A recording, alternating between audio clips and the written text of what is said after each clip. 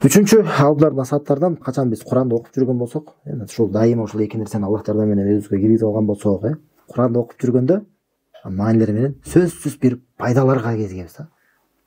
Бир аятты көрөсүздөр, бир кандай бир пайданы аласыздар да өзүңүздөргөчү. Субханалла, бир кандай ойлонуп жүргөн өзүңүздөр бир көйгөй болот да. Анан ошол аятта өзүңөргө жооп тапкандай болосуңар да. Өтө бир маанилүү аятка кезигесиңер, ой жүгүртө тургудай токтолуп каласыңар кээ бир аяттаргачы. Шайхтардын бул 3-чү осуятында мындай да. Кайсы бир аяттарга токтолгон сайын ушундай бир маанилүү өзүбүзгө таасир эткен, өзүбүзгө бир жашообузда пайдалуу боло турган аятка жеткен болсок, ошону өзүбүзгө жазып калып туралы. Сактап туралы. Бул нерсе бир тетрадь алып алып же бир нерсе өзүбүзгө бир заметкага бир жакка жазып алып туралы. Балча сүрө, мынчанча аят мындай деп жазып алып туралы да. Бул туралы деп ар бир аяттарды жазып алып туруш керек. Бул тууралуу пайда депчи. Ушинтип өзүбүзгө эскерип туруш керек. Кийин кайра кайтып. Анткени мындай болот да, Куранды окуп келатып бир пайдага кезигесиң. Төбө бир маанилүү пайда. Кийин ошого кайткың келет.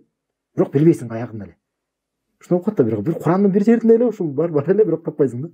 Издеп каласың да, каралып каласың. Өзүңөр ушундай болбоду, жазып алсаңыздар жакшы да. Өзүңө пайдалуу болуш үчүнчү субханалла. Анан бир пайдаларды биринчиден, экинчиден түшүнбөй калган жерлер болот. Бир кандай бир оорчулук жарата турган, бир кандай түшүнүксүз бир мааниси кандай бир болуп калат да. Илимибиз көп болбогондуктан баардык аяттарды түшүнө бербейбиз да. Кээ бир аяттарды түшүнбөй калабыз. Ошолорду дагы жазып коюп турушубуз керек да, өзгөчө. Жазып алып туруп, кийин ошонун тафсирин окуп коюшубуз керек. Тафсирин окуп же болбосо илимдерге кайрылып, ошо аяттын тафсири жөнүндө сурап коюшубуз керек да. Mesela ушинтип окусак пайда толугураак болот да Курандан иншалла. Чынында эле ушинтип окуш керек да. Аяттарга токтолуп, буйруктарга көңүл буруп, тыюулардан тыйылып, эскертүүлөрүн өзүгө эскерип алып, ушундай окуш керек да. Пайгамбар саллаллаху алейхи вассалам Куранды окуп атканда ушундай окуйт эле. Намазда туруп окуп атканда бир сахаба келип артынан кылып намазга туруп калат. Анан айтат, Куранды окуганын айтып берет Пайгамбар саллаллаху алейхи вассалам окуган. Аллах Таала кайсы бир аяттарда дейт, бир бейиш жөнүндө айтып атса, бир жакшылыктар жөнүндө айтып атса, токтолуп туруп Куранды окуп келет, токтоп туруп Аллахтан ошо жакшылыктарын сурайт эле, дуа кылып. Аллах ошону бизге насип кыл, ошондон бере көр деп ушундай сыяктуу. Кайсы бир жерде бир азап тууралуу, бир бале тууралуу аяттар келе турган болсо, токтолуп туруп Аллахтан ошондон жардам тилейт эле. Аллах ушундан сактап, ушундан алыс кыл депчи. Көрсөтөр, мындай Куран менен бул сүйлөшкөндөй сыяктуу болчу да. Таасир этип, түшүнүп уктурат эле да. Анан бир бул окуя тууралуу Пайгамбар саллаллаху алейхи вассалам бир күндөрдүн бир күнү сахабаларга чыгып туруп Ар-Рахман сүрөсүн окуйт да. Ар-Рахман сүрөсүндө "Фаби айя алай роббикума туказзибан" деген аят бар. Роббиңердин кайсы бир нематтарын, кайсы бир жакшылыктарын силер жалганга чыгарасыңар деген аят кайра кайталанат го. Кайра кайталанат. Ушинтип окуп Пайгамбар саллаллаху алейхи вассалам баштан аягына чейин Ар-Рахман сүрөнү окуп, анан сахабалар отурат, анан бүтүрөт да. Анан бүтүргөндөн айтат да, субханалла дейт да. Ачууланасызчы. Мен ушул сүрөнү дейт, жиндерге окуганмын дейт да. Алар силерге караганда жакшыраак укту дейт да. Ушундай маанинде айтат да. Мен аларга окуп атканда, ушул аятты окуган сайын дейт, Роббиңердин кайсы неаматтарын силер жокко чыгарасыңар дегенде, алар айтып турушат, "О Роббибиз, сенин бир дагы неаматыңды жокко чыгарбайбыз" деп жооп берип турушат эле дейт да. Көрсөңөр, аларды ушу сахабалар ушинтип айыптап аларга сабак кылган да. Мен силерге окуп аттым, силер угуп эле отурдуңар дейт да. Көрсөңөр, мына Куранда ушундай болуш керек да. Жөн эле бул сөздөр эмес. Аллах Таала бизге кайрылуусу. Таасир этип туруш керек бизгечи. Таасир этип туруш керек. Немат айтып атса, ошо нематты айтып аткандай убадасы катары кабыл алып. Бир кандай азаптар айтып атса, коркутуулар айтып атса, чында коркутуу, эскертүү катары өзүбүзгө кабыл алып. Туурабы? Түшүнүп, ой жүгүртүп окуш керек да, субханалла. Анан бул жакта да көрсөңөр, Куранды сөзсүз окуганда ушундай болот да. Чынында эле ой жүгүртүп окуганда кээ бир адамдарда ушундай болот, субханалла, адамдын өзүнүн жүрөгүнүн тазалыгына жараша кээ бир аяттардан ары кете албай калат. Токтолуп калат, туруп калат. Өтө албай калат да, ошол аяттын маанилигинин улуулугунан, огордугунан.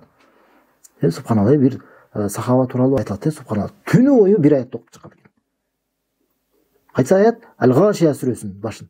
Хал атака хадисул Гашия деген кайра окуйт эле. Хал атака хадисул Гашия дейт. Каптоочунун дейт, каптай тургандын окуясы тууралуу кабар келдиби дейт да.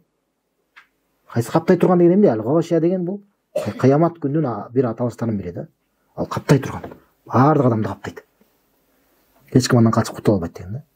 Ошонун кабары сага келдиби деп кайра ушуну окуп, бир аят менен ушу андан ары кете албай, түнү бою ошону окуп, ошону таасирлеп ошону ыйлап отурган экен да. Андан ары кете алган. Ушундай көп окуялар айтылат да сахабалардан. Бир аятты окуп чыгышат эле да. Токтолуп калышат эле да. Умар радиаллаху анху, субханалла. Сабакта айтсак керек, Умар радиаллаху анху. Ат-Тур сүрөсүн окуп атканда, субханалла.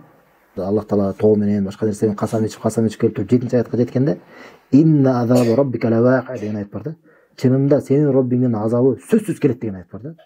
Аллах Таала 7 аятта буга чейин көп улуу нерселер менен өзү касам айтып келип туруп, көп бул менен касам айтып, бул менен касам айтып, бул менен касам айтып келип туруп, анан аят келет. Сенин Роббиңдин азабы сөзсүз келет деген аят бар да. Деген Омар радиаллаху анху ушул аятты укканда, субханалла, ыйлап баштайт да. Ыйлап баштап үйүнө кирген экен да. Үйүнө кирип кеткен экен.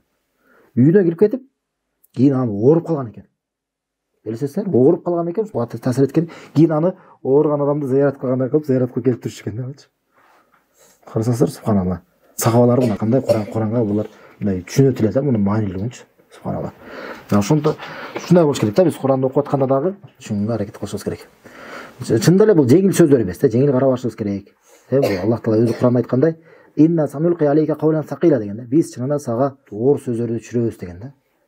Куран бул жеңил нерсе эмес, жөнөкөй нерсе эмес. Чынында да оор, олуттуу маанилери оор болот. Ошону биз сезип турушубуз керек. Эми бирок Курандан ошо айтпайсыз, пайдалар жаза берсе, негизи эми Курандан пайдалар бүтпөйт да өзүчү турат. Курандан пайдалар бүтпөйт. Куран субханалла өзүнүн ажайып маанилери, адамга таасир эте турган пайдалары бул чексиз да. Кайра чыга берет. Адам бир Куранды окуп чыгып бүтүп, кайра окуса, кайра башка жагынан ачылат да. Башка жактан пайдалар бар.